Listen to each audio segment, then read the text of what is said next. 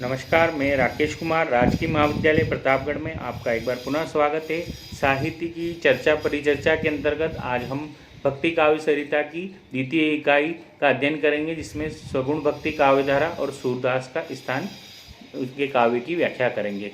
पिछली कालांश में हमने भक्ति काव्य के अंतर्गत निर्गुण काव्यधारा के कबीर और जायसी के काव्य का अध्ययन किया था। आज हम भक्ति काव्य की सगुण भक्ति का अध्ययन करेंगे। सगुण भक्ति का मुख्य आधार परमात्मा का अवतारवाद रहा है, जिसमें भी कृष्ण अवतार और राम अवतार और उनके भी लीला का स्वरूप का वर्णन करना मुख्य रहा है। हिंदी की सगुण भक्ति कविता इन्हीं के आश्रय में विकसित हुई है। सगुण भक्ति का दार्शनिक वैचारिक आधार श्रीमद् भगवत पुराण रहा है। भगवान के परमानंद स्वरूप का लोक रंजन रूप को ही इन्होंने अपनी महत्ता स्थापित की है और उसी को अपना विषय का आधार रखा है। कृष्ण भक्ति को लोकप्रिय बनाने और उसको प्रचारित करने का श्रेय वल्लभाचार्य के शिष्य भक्त शिरोमणि सूरदास को दिया जाता है।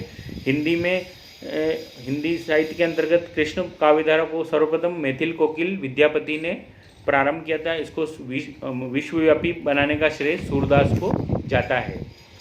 कृष्ण भक्ति काव्य के दो बातों के विशेष महत्वपूर्ण है: संप्रदायबद्ध संगठित धारा और निरपेक्ष भक्ति धारा।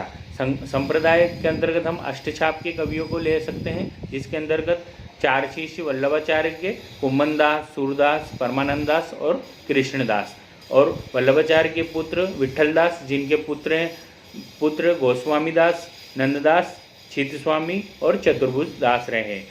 जो भक्त निरपेक्ष काव्य धारा रही, उसमें नागरीदास, संत शिरोमणि मीराबाई, रहीम, रसखान, नरोत्तम दास आदि ऐसे कवि रहे हैं, जिन्होंने कृष्ण के सगुण भक्ति तो की, लेकिन वो निरपेक्ष भक्ति भाव से प्रेरित होकर की है। सूरदास का जीवन परिचय। सूरदास के बारे में कहा जाता है कि उनका जन्म सिही आगरा के निकट गांव में हुआ था, और ऐसा लोक मान्यता है कि वे जन्मांध थे, लेकिन इसके बारे में कोई पुख्ता प्रमाण प्रस्तुत नहीं हुए। उसी तरह उनके जन्म और मृत्यु को लेकर भी संशय रहा है, लेकिन संवत 1540 में इनका जन्म विक्रमी और संवत 1640 विक्रमी संवत में इनका मृत्यु विदित मानी जाती है। सूर के जो मुख्य ग्रंथ है सूरसागर, साहित्य लहरी और सूर सारावली। इसमें भी सूरसागर इनका मुख्य आधार ग्रंथ माना जाता है। सूरसागर के अंदर 4936 छंद, 12 स्कंद इसमें विभाजित है। सूरसागर के अंदर जो भ्रमर गीत सार है, हिंदी साहित्य की अनुपम निधि है। सूरसागर का दशम स्कंद के 47वें अध्याय के 12 से 21 श्लोक के अंतर्गत भ्रमर गीत का प्रसंग आया है। सूर की जो भक्ति का जो आधार है मुख्यतः दो है, एक तो विनय भक्ति पद और दूसरा माधुरी भक्ति पद।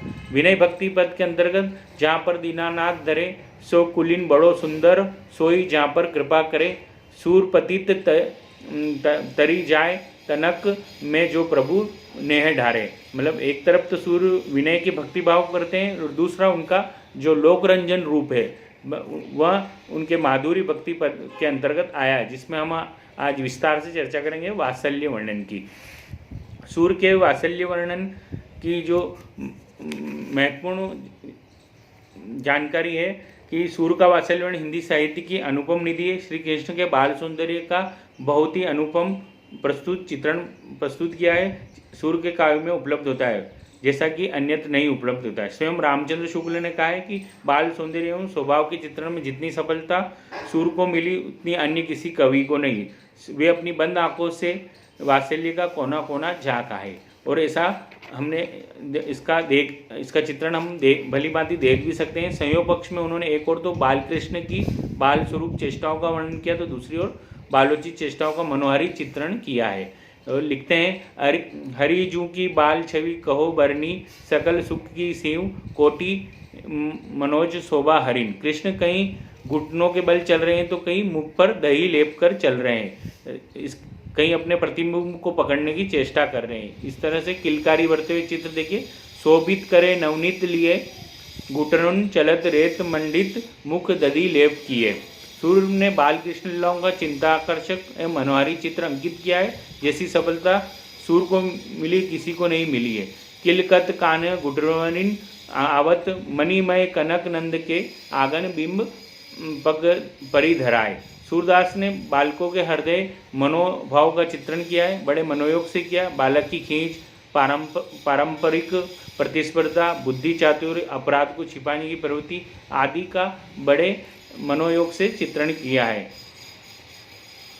चोटी बढ़ जाने पर श्री कृष्ण उनकी बात मानकर एक हाथ से चोटी पकड़कर दूसरे हाथ से गिलास पकड़कर माता यशोदा से पूछने लगते हैं, मैया कबू बढ़ेगी चोटी, कितनी बार मोई दूध पीव भाई यह अजू हुई चोटी। अर्थात वो कहते हैं कि यह चोटी क्यों नहीं बढ़ती, मतलब बाल सुलभ चेष्टा का वर्णन किया गया है। मैया मोही नहीं माखन खायो, ख्याल परे ये सका सबे मिले मेरो मुख लपटायो। सूरदास ने बालाक्रोश का भी चित्रण सुंदर ढंग से प्रस्तुत किया है।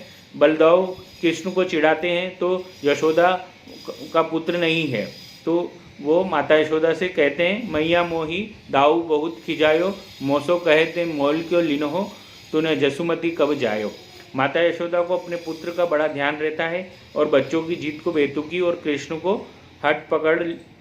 ने हट पकड़ लिया है, तो जैसे बहलाती हुई वह बात नहीं पाती। सूरदास ने इसके वर्णन में निम्न पंक्तियों का उल्लेख किया, मैया मैं तो चंद खिलौने लेहूँ, ज्यों लोटी अब धरनी पे तेरो गोद नहीं एहूँ।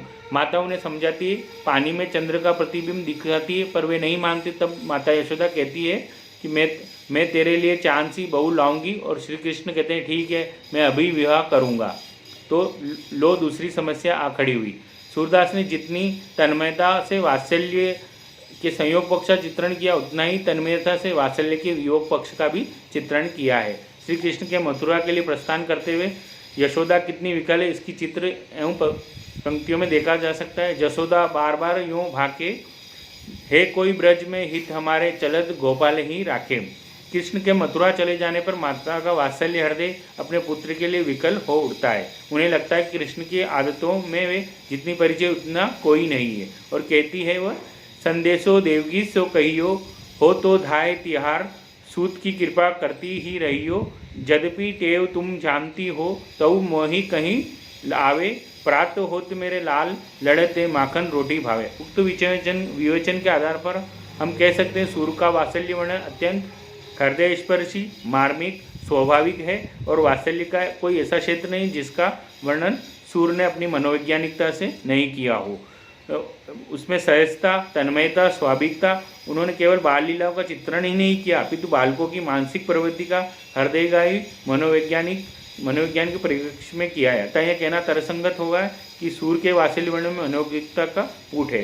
निश्चय ही सूरदास वात्सल्य के सम्राट है, और उनका वात्सल्य वर्णन हिंदी साहित्य की ऐसी अपूर्व निधि है जिस पर हम गर्व कर सकते हैं। अर्थात सगुण भक्ति को जो स्थापना में, जैसा कि मैनेजर पांडे कहते हैं कि जो निर्गुण भक्ति काव्यधारा के अंतर्गत जो साहित्य का जो मनोहरी चित्रण किया है वो सूरदास ने किया है, और उसमें कहीं न कहीं उन्होंने सगुण भक्ति काव्य को स्थापित करने में महत्वपूर्ण योगदान दिया है। धन्यवाद।